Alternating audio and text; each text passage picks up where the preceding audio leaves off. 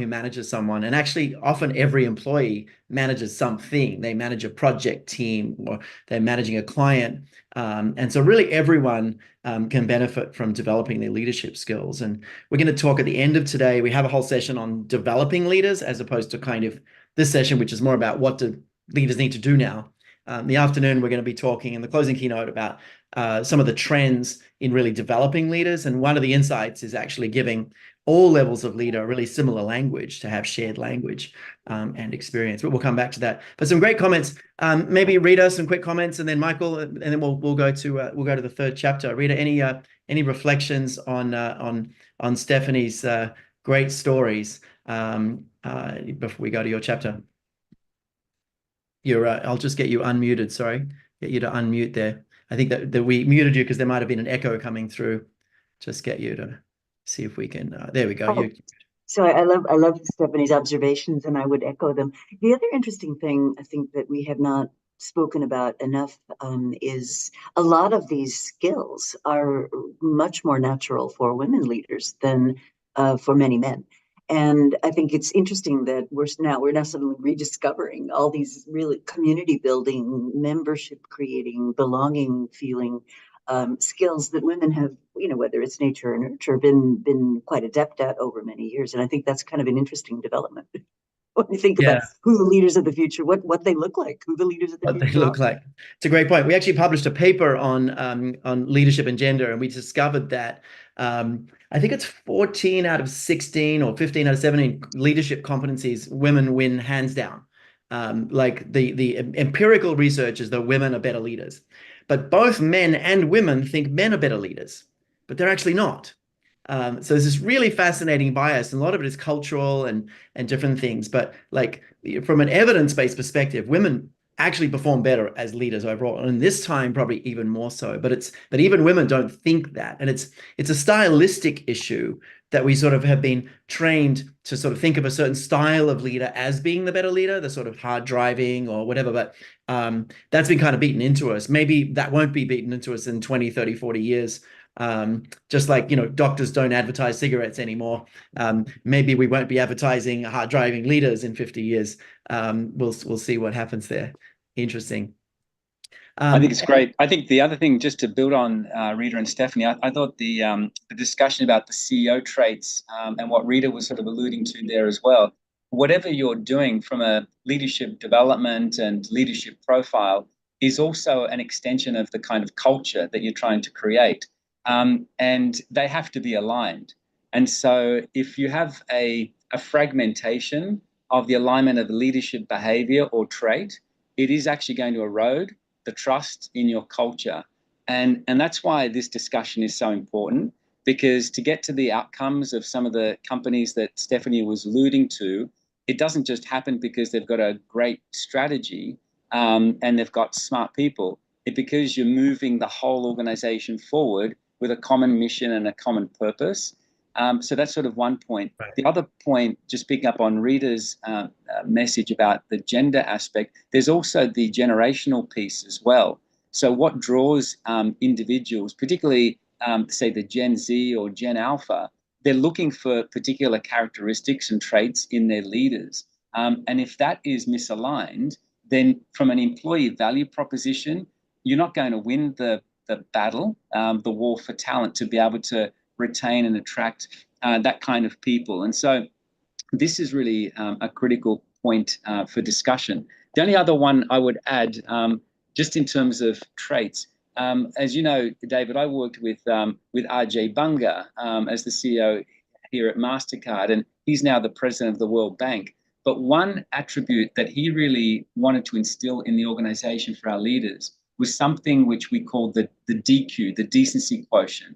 So you can find, the smartest people, the IQ, you can see how people build teams, EQ, but it's the manifestation of that through the decency, which is really the active, method of being a leader, to have your hand on someone's back in a difficult time, rather, your hand in their face.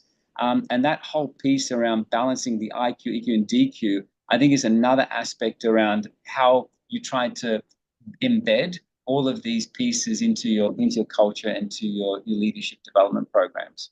That's so great, Mike. I love the immediacy of this. Someone from the World Bank just posted in here that it's in their whole HR strategy now. That's great. Thanks for the comments. There's some great comments and questions. Stephanie, did you want some closing comments before we go to Rita in a second? Did you want to share anything else? No, I just I dropped into the chat a piece I wrote about decency quotient. I was able to spend some time with Ajay talking about this very topic, and so hopefully that will provide a little bit more context for folks. Fantastic. Thanks so much. And folks, Stephanie was really generous to offer some digital subscriptions for free. We're going to put a link up at the end of this session, which you'll be able to kind of take a screenshot or put your camera straight on it. At the end of the session, you'll have the opportunity to get some digital subscriptions for free to Fast Company from Stephanie. Thanks for offering that. It's a really great read. I look forward to each time. So there's some great questions and comments in the chat. I'm making a note of a bunch of them, and we will actually have time to address these and some other questions. I'd probably like to go to Rita to hear her perspectives on kind of the long-term challenges of leadership, and then we'll have an opportunity. One of my favorite questions in there, I won't miss it. How do you foster humility and flexibility in leaders? How do you do that? We'll definitely get to some questions, but I think let's go to Stephanie and to Rita, and yeah, keep an eye on the chat. Sometimes it's hard to multitask, but there's some fascinating comments and resources in the chat, kind of in real time as we go. So over to you, Rita. We'll move the slides for you. Oh, great. So what do leaders need to do to really understand what's going on at what I call the edges of the organization? This really comes from Andy Grove, who years ago wrote a wonderful book called Only the Paranoid Survive. And what that book was about was being in the midst of a strategic inflection point, when something about your business is changing by an order of 10x, right? 10x faster, 10x cheaper, 10x more intelligent with AI, who knows? And one of the things he observed in that book was, he said, if you want to know where spring is appearing, you must travel to the periphery, because that's where the snow is most exposed. And I think when it comes to leaders, a lot of times what I see is the farther sort of up you get in a hierarchy, the less you know, and the less rich your information is, and the more ill-informed your decisions are, because you're just not getting that authentic, rich information that is possessed by, the person on the loading dock who says, well, that's weird, or the person who's picking up a customer service call and saying, well, I never had anybody complain about that before. So what I've developed is a series of questions that you can think about, that you can ask yourself to see if you're actually getting unfiltered information. So go to the next one. So I think the backdrop to all this, and I'm working on a new book on this, which is, on average, a typical large company, Fortune 500, plenty of resources, plenty of smart people, plenty of assets, but they top out at about 40 to 50 years before they get acquired, they go out of business, or they get broken up into pieces and they're no longer what they once were. And I think that's fascinating, because there's no reason, right? It's not that they don't have money, it's not that they don't have smarts. So there must be something else going on. And I think this gap between what leaders are making decisions about and the information that they're getting exposed to is one of the causal explanations for this. So we go to the next one. So the first, I guess, trick question is, can you guess which product category this is? And it's a bit of a trick question, and I won't belabor it, but this is chewing gum. And if you think about chewing gum, and the dates are important, right? This chart sort of starts off at about 2008. And if you think about chewing gum, so there's people that intentionally go out and buy chewing gum. So I'll go to a 7-Eleven or a convenience store and I'll deliberately pick it up. But there's a whole category of people for whom the chewing gum purchasing experience consists of being in a grocery store. You're there with your cart, and you're standing around and you're bored, and you look to the right and left, and what do you see? You see the magazines about which celebrities are having sex with each other and who's breaking up and who's making up, and then there's all the displays of the impulse purchases, right? The chewing gum and all the other things. So they're all, you see it, you throw chewing gum in your shopping cart, and on you go. Well, with the advent of modern smartphone technology, those bored moments of impulse shopping have vanished, right? The minute we get the first hint of boredom, we pick up our phones, we're in them, we don't look right, we don't look left. And so that whole category is really suffering. Now, what's fascinating to me about that is the smartphone people did not sort of get up in the morning and say, we're going to take out the chewing gum guys. No. But if you don't understand the way that your target markets, the way that things are changing, the environment that they're in, you can really miss important data. And in fact, I was on a call with someone who'd been at Wrigley's for about 6 years, and she was in the marketing department. She said, when she saw this chart, she said, oh, we thought it was competitive pressure, and we were worried about things like packaging and pricing and this. She said, I never even thought that it could be another whole industry that was eliminating these impulse buy moments for us. So you really have to have that sense of what's going on in the external environment. So we can go next. So this is Andy Grove and the inflection point curve. And if you just take it to the next piece. And what he basically said is, if you get this right, it can take your business to new heights. If you miss it, it can cause your business to get into real trouble, as we've seen with these examples of companies that didn't manage very well. We could go to the next one. And so this whole issue of inflection points drove me crazy, because I was fascinated by the idea. But if an inflection point comes out of nowhere and takes you by surprise, what do you do with that, right? I mean, as a strategist, what do you do with it? And then a friend sent me this wonderful article, which was called, What If You Changed the World and Nobody Noticed? And the feature story in this article was about the Wright brothers' historic first flight at Kitty Hawk. And if you think about it, this is a big deal, right? Humanity has wanted to fly since we've been people. We look at birds and we get annoyed. We say, why can't we do that? And all kinds of inventions and trials and errors have happened. And it wasn't really until we understood the principles of lift, and the physics of flying, that we could make this a repeatable process. So you would think this was a big deal. So here's the Wright brothers, 1903. And this historian that sent the article went back and looked, and the next day in the newspaper, nothing. The next year, nothing. 2 years later, 3 years later, it took 5 full years until 1908 for any serious journalist went and explored what the Wright brothers were up to. And that, to me, is the strategic opportunity, because big strategic changes feel, when they finally pass a tipping point, they feel as though they came out of nowhere. But in reality, they've been burbling along, sometimes for decades. I mean, we've been working on AI for 70 years. We had the Jetsons in 1962, and we're still sitting around waiting for, robot servants and flying cars. And so I think that's the strategic opportunity, which is, if you're paying attention, if you're picking up the signals, you can be preparing your organization to be ready when the inflection point finally arrives. And so many small actions eventually lead to these tipping points. So you can go on to the next one. So the question then is, how do we get out to the edges to really explore what leaders need to understand about these looming inflection points, about these things that are just beginning to be important? So the first question I would suggest you ask yourself is, do I have mechanisms to come into direct contact with what's going on with my customers and the edges? And one of my favorite stories that illustrates how it's so easy to miss this is from the Gap. And the Gap, retail clothing store, they had promised to give their retail workers more reliable hours, and it wasn't happening. So a New York Times columnist went and asked store managers, well, what's getting in the way of your being able to give your workers more predictable hours to work? Because if you have unpredictable hours, it screws up your life. I mean, you can't make childcare arrangements, study for a job, but there's a lot that you can't improve about your life. You don't have any control over the hours that you're working. And the store manager literally says, well, one of the biggest challenges we have is executive visits. Like just last week, I had 3 shifts on double overtime to get ready for this executive that was going to come to the store and see what's going on. Now, think about that. Okay, so the store manager, and I'm not being critical, if companies coming, you clean up your living room, right? But here are these executives going into these stores, and they're not actually seeing the store the customer sees. They're seeing the store that has triple or more the labor hours into it to keep it looking tidy and clean and organized. And so you think you're doing the right thing and going out and doing store visits, and yet the organization's responding to the fact that you're doing this in a way that inhibits your ability to learn. So the first question I would ask you is, are you really getting connected to the organization where it actually is? So the next question. So am I regularly getting exposure to diverse perspectives? So this story is from an experience I had with the Columbia Media Forum.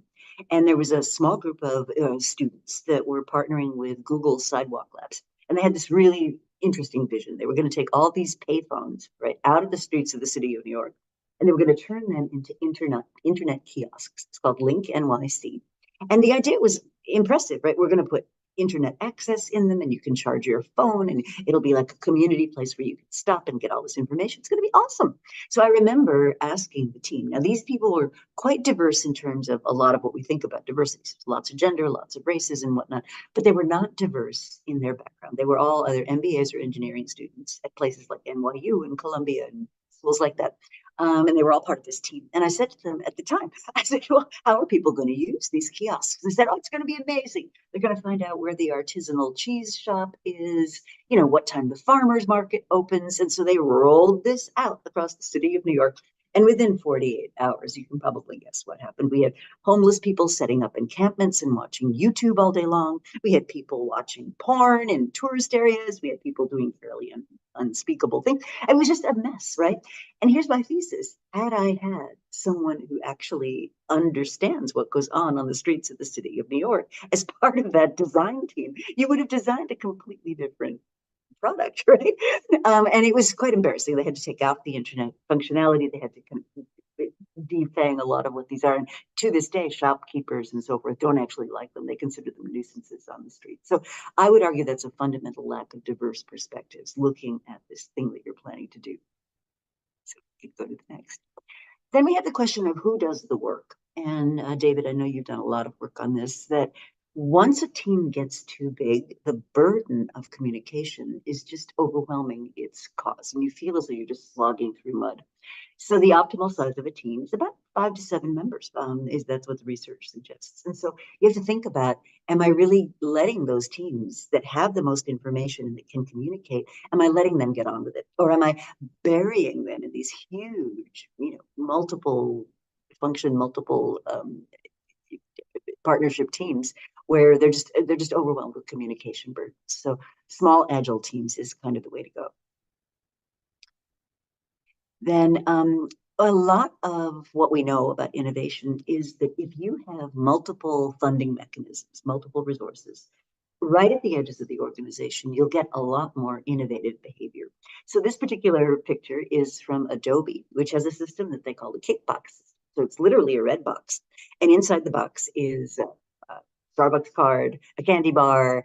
But the more important parts of the box are a set of instructions for how you beat the box, which is essentially training in the practices of innovation, and an envelope with $1,000 credit card in it. And the idea behind this credit card is any employee in Adobe can request one of these things, and they can use that $1,000 to do an experiment. They don't have to get permission from anybody. And so it's a great way of fostering little bets, of teaching people, of giving them the hands-on experience of doing some innovating, because a lot of people never get to do that. But also it creates greater variety in the sort of experiments that you try. Now, most of the time, these things aren't going to lead much to anything, but they're building capability. And I'm told about 32 of them have now gotten to be blue boxes. Nobody except people working at Adobe are allowed to know what's in the blue box. But it's a great way of kind of getting the whole organization moving. And their CEO was questioned about this. He said, "I spent all this money on these things." And he said, "Oh, relative to what we spend on learning and development or research or anything else, these are small investments to create this ongoing capability." So really powerful. Then this is a picture of Steve Blank. He's a very famous serial entrepreneur, educator. He's done a lot of work around things like lean startup. And one of his phrases that I just love is he says, "There are no answers in the building. You have to get out of the building," right? Which means you have to get away from your email, away from meeting with your C-level peers, away from just talking internally, and go and look at what customers are doing, look at what's going on in the world, get out of the building and do it regularly. Then we have the question of incentives. And a great example of this is, you may remember First Times Then Craft were basically taken over by this Brazilian private equity firm called 3G. And 3G is all about zero-based budgeting, taking out cost. And their modus operandi is they target a big, fat, dumb, happy company with lots of, in their view, excess resources. They cut costs like crazy, so they radically reduce staff. They get rid of people. They get operations down to the bone, and then they sort of reap the profits and move on. That's their modus of operations. So in some years back, they bought Heinz, they merged it with Kraft, and they basically extracted. And so if you're thinking about innovation at a place like Kraft, I mean, if you think about it, the action in food is all now at the periphery of the supermarket. It's not the boxed and packaged stuff that Kraft is famous for. So you really had a company really needing innovation. But if you think about the motivations for their staff, right? Am I going to make the proposal to, fly to Dayton, Ohio and find out what's going on with customers there? No, I'm zero-based budgeting. I'm hiding under my desk, hoping the next round of layoffs misses me. And the visible manifestation of this came from a Glassdoor survey, where employees were asked, what percentage of you would recommend working at your company to a friend? And at the time at Kraft, it was less than a third. And comparable companies like Nestle and General Mills, we're up in the 2/3 range. I mean, you're never going to get perfect, but less than a third of the people working for you are actually going to recommend your company to someone else. And what that tells me is that incentives are not aligned with hearing news that people didn't think the boss wants to hear. They don't feel included. They don't feel they can bring forward things. And back to that psychological safety that you were mentioning earlier, David, this is critical. This is critical. So if your incentives aren't lined up with that, it's not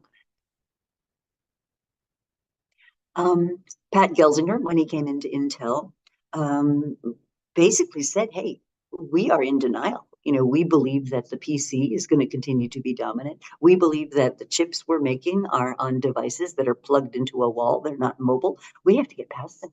And that was a huge part of his first year or two at Intel, and a huge part of the story that he told in order to get the US behind what later became the CHIPS Act, right, which was to support the reshoring of chip manufacturing. But there were several CEOs before him that just would not bring themselves to see the current reality. So he's been on a path to try to do that now. And I think that's a really important question. Finally, I think it was William Gibson, the famous science fiction writer, who said, the future is already here. It's just not evenly distributed yet. And there are many, many ways where you can visit the future as a leader, right? And this particular picture is of 10-year-old Trinity Groves. She's a young lady who lives in the UK with her father, who's a single dad.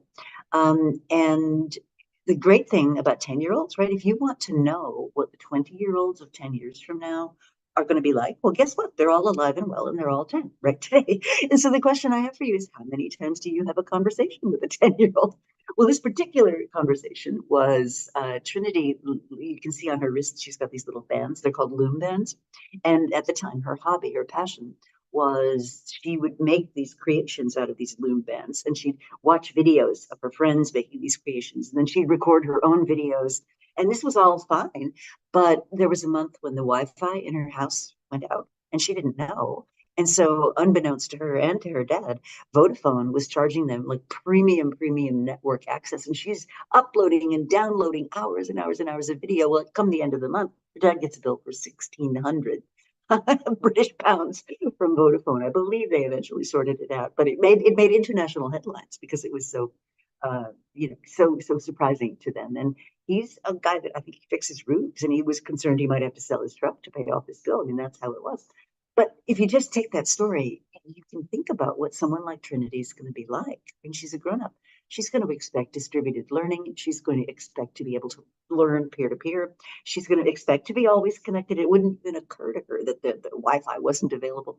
And so you can start to make some longer-term projections for what you need to be preparing for as an organization to serve that kind of customer or to work with that kind of workforce.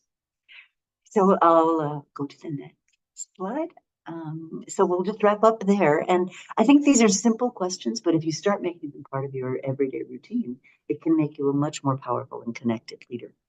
It's fantastic. Thanks so much, Rita. Lots of thoughtful questions and comments in the chat, but some really interesting questions. There's we've had a great connection with Bob Johansen from the Institute for the Future over the years. I think all of you know him, such a great thinker. But he often talks about, when you're predicting the future, you can't really think 2 years out. You can think more accurately 10 years out and kind of working backwards. And I think asking the 10-year-olds, how they see the world and what how they're going to want to work, etc., is a really interesting perspective, because that's when they'll be joining the world. Lots of interesting comments.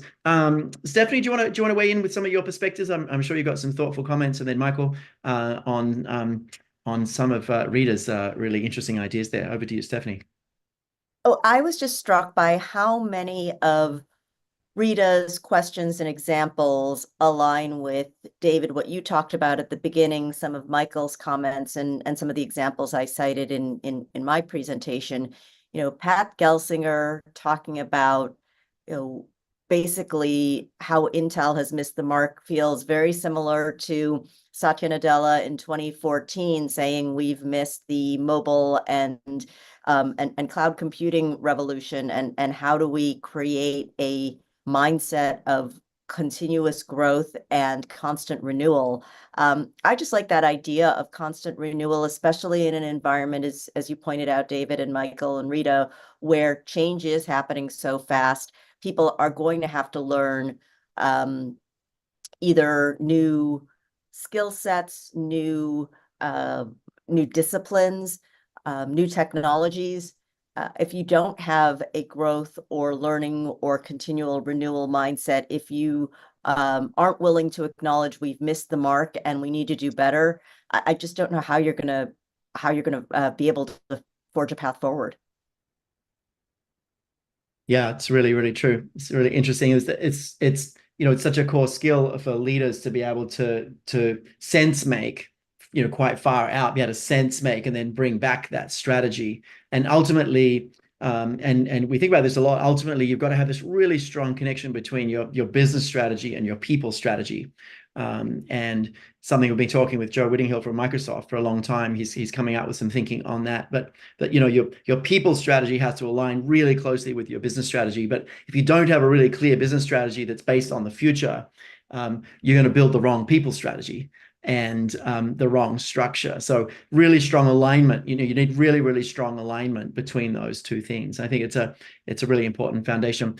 Michael, what are some of your reflections on Rita's comments? Then we'll go to some questions, and the panel will be able to address some of the questions. Yeah, I found myself entranced, really, as Rita was speaking, because it's almost like a set of questions that you could use as a part of an audit, right? And to really look inside your own organization and your own, practices that you have in place and really pressure test. Are we doing these things? So, the ones that came to mind for me, ones like the mechanisms to come into direct contact, with the edges and so forth.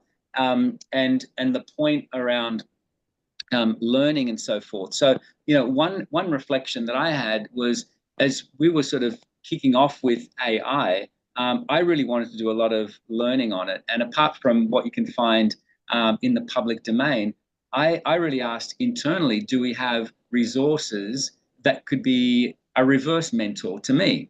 And so the whole notion of reverse mentoring is just another way that you've got access to talent and skills and capabilities. And so I found one individual in our organization, lives in Pennsylvania, had come to the organization from an acquisition. And he had done all sorts of startups and a whole lot of different creative pursuits. And he was matched to me as a mentor to help me in my journey on this. And I just think it's really, really powerful. So that was sort of one. The other one that I would share as well is that one of the biggest challenges that a lot of leaders have is that when they've got a group of talented individuals, they don't want to let them go. They really want to hoard and protect the skills and the talent in their teams. And a number of years ago, we went full in onto developing an internal talent marketplace. And why that's been so successful for us, we've got about 90% of our workforce now signed up to this talent marketplace. And we've seen the utilization in any month. There's about 35% of the organizations actively engaged. whether they're getting a mentor, or whether they're being matched to different projects. But the point about diversity and diverse paths as well, what we found where we've got the best use cases is where a manager, and let's say in Bogota, Colombia, puts a project up on the internal talent marketplace. She's now getting requests and matches from talent that are sitting outside of the Latin American context. So you bring in different perspectives, different skills, and it's benefiting the team in Bogota, but it's also benefiting the individual, that they're not having to change jobs. They've got some spare capacity. They still need to do their work, but they've got 25 to 30% of their time that they're now devoting to this particular project. And so it's creating better outcomes for the business, for the individual, and for the manager. They're getting exposure to talent that they didn't know existed. And I think those are the kinds of proof points that leaders now begin to see, that if you're going to be hoarding your talent, you're at risk of potentially losing them to a competitor. Why not actually use this as a springboard for spreading, the talent that we've got? And actually, it's a good reflection of you in terms of how you're utilizing. So that was sort of the two pieces that I thought were just outstanding in that session. That's great. Thanks, Michael. Yeah, a couple of comments from me. Based on one of the questions people had about little bits. So sometimes when we've gone in to do growth mindset work, we've helped a company think about the system side. So for us, change is always priorities, habits, and systems. And we help them define growth mindset as a priority, build the actual habits, but then also think about the systems. And a lot of the times the systems are hiring differently, people who haven't actually done the work before, which is often better. And, promotion systems, performance management often needs to change. There's a really interesting system that sometimes gets put in. And there's this one company, I know we did a webinar with them. My team will try and find them and put in the chat, but it was a really interesting company based in Singapore.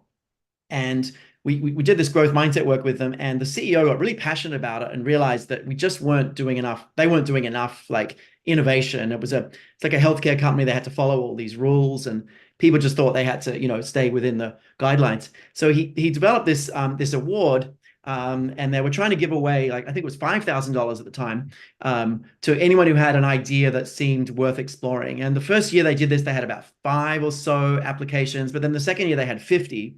They had 50 different applications. Then it went up to 100. Now that might sound like a lot, but 100 actual innovations where people at a grassroots are spending $5,000 to try something, such a powerful way of doing little bets, and isn't actually that much money for an organization to have massive innovation happening. And we've seen that kind of thing. There you go, Terumo. Thanks, Evan. So you can download that podcast. Really, really interesting case study on kind of making those little bets. So thanks so much for that. The other thing jumping out for me, Rita, 50 people means you have 1,225 links. That's insane. So the math of that. So you've got to have a relationship and remember in your mind, 1,225 different connections. No wonder we just get overwhelmed and we want to just have, 5 to 7 people in our network, which is already a lot of links. It really explains a lot. That really jumped out for me. A bunch of people asked about the questions. Are these going in your new book? Is this kind of some of what you're working on in the new work? Well, they are related. These questions are actually in Seeing Around Corners, which is my latest book. The new book is really about permissionless organizations, which is very relevant to the leadership conversation we're having, because what it means is leaders have to give up traditional controls. And, especially when resources get tight or times are bad or somebody's made a mistake, a lot of leaders tend to snap right into, okay, I've got to clamp down, right? I've got to focus. We've got to get control of the situation. When in reality, if you are able to have the courage to let your people be ingenious, which human beings are ingenious, if you let them be ingenious and work the problems together, you'll probably arrive at a much better place. Yeah, no, it's really true. Let's take some questions and from the chat. So feel free to put any other questions in. We've got 10 to 15 minutes to kind of dig into some interesting questions coming up. I guess the one coming up sort of came up earliest, interesting, is how, and I'd love to hear from everyone, how do you think we actually foster humility and flexibility in leaders? What do you think it takes to foster humility and flexibility in leaders? Stephanie, do you want to take a stab at that first? And maybe Michael and Rita, how do you think we do that? I think there's a couple of things that come to mind. One relates to Rita's last slide. I think it's really important that leaders talk to the early career people in their organization. This is a little bit of an outdated example, but when Marco Bizzarri was the CEO of Gucci, he had a youth council that was made up of cross-departmental young people from throughout the Gucci organization, people in design, people who worked in retail. Of course, this makes sense. If you're Gucci, you're a youth, you're trying to attract that next generation of consumer. So it makes sense to talk to young people. But I don't think Marco was looking for style tips from his young people. I think he was really trying to understand their values, their mores, what they thought of the organization. And as the parent of two young adults, there is nothing more humbling to me than spending time with young people. And so I think that is one way that executives can foster humility is one, you're going to learn a ton. You're going to realize that you're not the smartest person in the room because, if you're hiring the right people, going back to what Michael is saying, you are going to be surrounded by some really whip smart young individuals who know a lot about things in the world that you don't know about. So that's very humbling and helps even the playing field.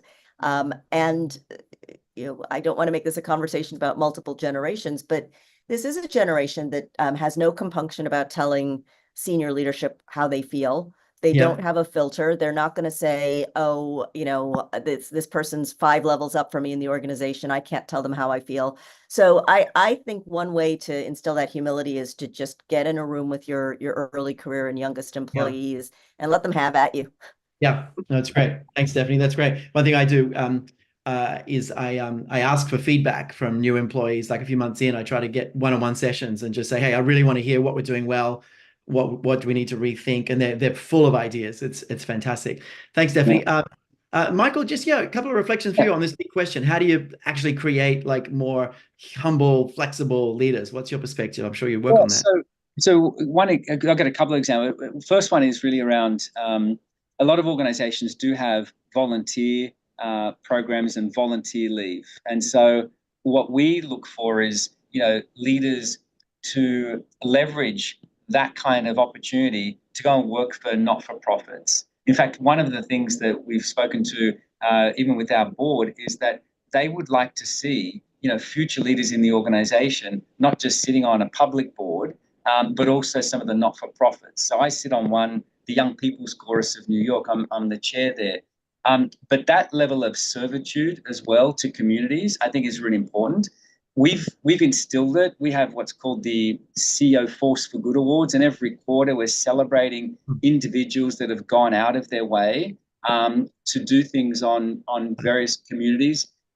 We have trained up a number of people as well, about 500 people through Red Cross, that when there is a disaster somewhere, that volunteers can go out and work in these communities. So all of that, again, is like a whole linkage around how you do it at every level of the organization, but specifically with our leaders. And then the final one, I think, in terms of, really bringing back to home a level of accountability on these aspects of humility and flexibility. As you know, David, we've embedded now the MasterCard Way behaviors into our performance management system. So 50% of your year-end compensation is both on the what and 50% on your how.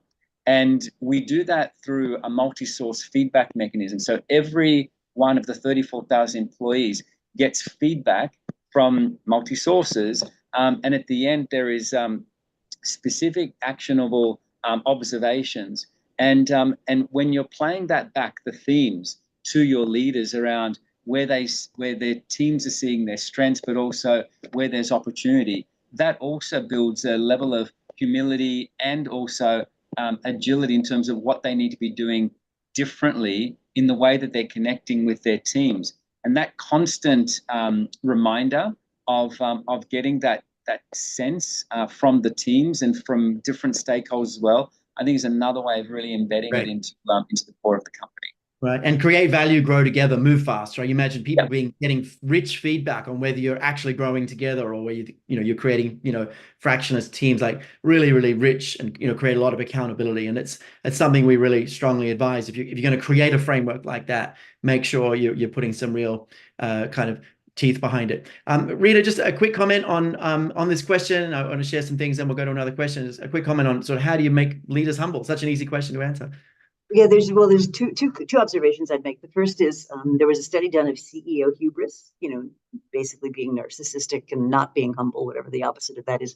And what the researchers discovered was the CEOs that were least prone to behaving in narcissistic and hubris-filled ways were those that had teenage children at home. So I think you have the you want direct feedback? Yeah, absolutely. So I think that's important. I would also argue that we really want to emphasize learning, and learning by definition is, you have a theory in your head about what's going to happen in the world, and you take an action and you expect this to happen and something else happens entirely. You have to be open to saying, well, wait a minute, that wasn't what I expected. Let me now go explore why and learn. And I think the humility part is really coming into saying you don't have the answers. You have to go and invest in learning.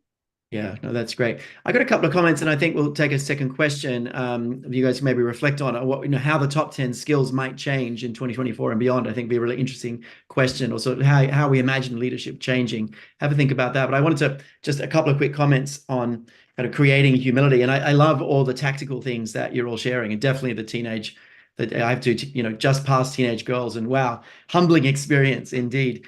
But one of the things for me I've noticed over and over is, as you teach, or as we teach people about their brain, it actually is a real humbling experience to learn about your brain, like to really get in and see just how much bias we have moment to moment, and just how easy it is to feel incredibly right and be incredibly wrong.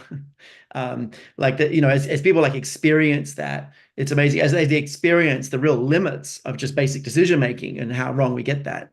And as people experience the limits of just even moderate amounts of stress and how it makes you miss, critical information, and it makes people really want the team, want to be inclusive, want to involve others, want to mitigate bias, these kinds of things. So, growth mindset is like a foundation of kind of creating humility and flexibility. But then doing work on inclusion kind of goes deeper, doing work on psych safety goes deeper, even doing work on accountability goes deeper. So it sort of feels like this journey. Maybe it's because it's about to be winter. I think of the snow metaphor, like you put a base down of realizing it's really easy to get things wrong, and then you add another layer of insight about social threat and reward, and then you add another layer. So for us, it's like kind of one layer at a time, but with a particular focus on understanding just how kind of crazy the brain is, and understanding that in better ways. But let's go to closing comment. We've got a couple of minutes, so maybe just like a couple of sentences each. What do you think? How do you think leadership is going to change? Not so much leadership development, we'll talk about that at the end of the day, but the skills of leadership, the top 10 even this year and next year and the year after. How do you think those might change? And maybe we'll start with you, Rita, and then Michael, and then Stephanie. How do you think those might change? Well, I think we're in the midst of a huge transition from an economy based on oil and gas and suburbs to an economy that's going to be much more circular, much more focused to different kinds of transportation. So I think leaders are going to need to realize that what got them to where they are is not necessarily going to be what's getting them to the future, but providing, again, that absorbing of uncertainty and providing people with a path that they feel comfortable walking on. I think that need for reassurance and humanity is going to be just amplified. Interesting. Yeah. Thanks, Rita. So definitely we're going to need to see some changes in systems. And last year we talked a lot about the 4 mindsets around sustainability, that actually it's exploitative, depletive, sustainable, and regenerative. And exploitative is making a mess of things. Depletive is minimizing your mess. Sustainable is things that are kind of balanced. But what you really need is regenerative practices that actually make a system better. And you can apply this to a farm or a factory, but also to a business or even a team. And actually think about regenerative practices that every year people are getting, more intelligent, more successful, more healthy, more connected. And so it's really a mindset of a kind of regenerative practices that are beyond just the environment, It's really how you run your business day to day. And I think that work is going to come back more and more as we see the impacts of climate change increasing going forward.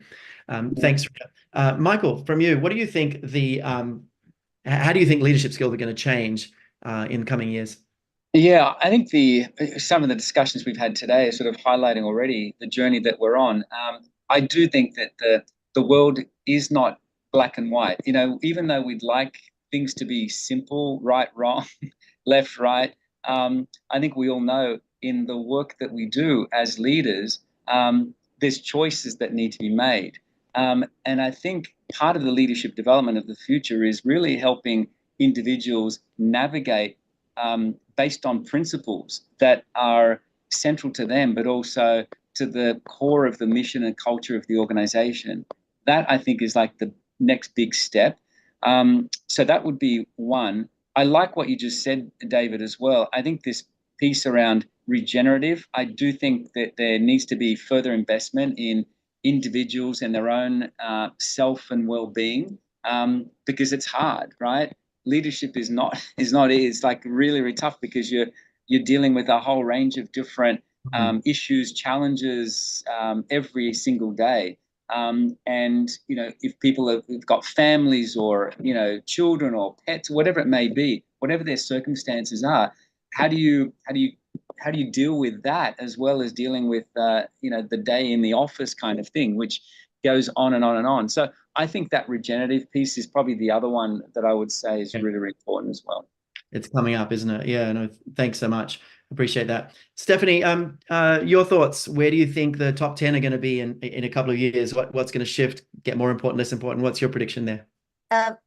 This is a little out there, but I do think that leaders are going to have to learn how to manage super intelligent machines. We keep talking about these co-pilots that are going to help enhance human performance, and this is not a conversation about job elimination, but those co-pilots are going to be very intelligent, and those co-pilots are going to need to be managed, and not just by technologists. They're going to be embedded in teams. They're going to be embedded in divisions. And so I imagine there's going to need to be a management discipline, and it's not being a prompt engineer. It's really about how do you manage those co-pilots or those hyper intelligent machines that are working alongside your human resources. So that's, I think, going to be a change. Yeah, no, that's fascinating. A couple of closing comments and we'll wrap up in a minute. I'll give you all that code that Stephanie's giving away in a second. I think the comment earlier, I think from Olivia about maybe people are feeling imposter syndrome because a lot of the skills today are more feminine, and a lot more about showing care or showing humility, this kind of thing, and that may be a factor. But I go back to the 5 trends earlier that are really that are new, and AI. To Stephanie's point, AI is one of them, really, and I think that's going to grow. I think the role of leaders in AI is just going to increase more and more and more. And managing overwhelm, managing the hybrid workplace, managing globalization, managing polarization. I think those 5 are going to continue to deepen. And then I think the other skills, understanding, motivating, developing people, those are continue to get more important and harder. So I think that trend is going to increase. More so than kind of drop back. But to Stephanie's point, just as we wrap up, tomorrow morning, the opening keynote is a fascinating one. I'm actually super excited by it. We have some of the world's experts in creativity, insight, and the brain coming together to talk about the role of AI and creativity together. So how do we think about creativity and AI? How do we make sure AI improves creativity, doesn't take it over? Just some really fascinating conversations tomorrow morning. Wonderful, wonderful conversation today about how, what's leadership today and tomorrow. The end of today, the keynote on kind of how leadership development needs to transform, I think you'll find amazing. But stay with us for the next couple of days, some amazing sessions. But a big thank you to everyone. And here is the gift subscription to Inc. or Fast Company or both. Thanks, Stephanie, so much for your generosity. So grab that off screen as we wrap up. And just a big thank you, Stephanie, Michael, Rita. I really appreciate your thoughtful comments and connections. And a big thanks to the team for kicking off a great summit. Thanks, everyone. See you all throughout the day. Take care. Bye-bye. Thanks, everyone. Bye-bye. Thank you.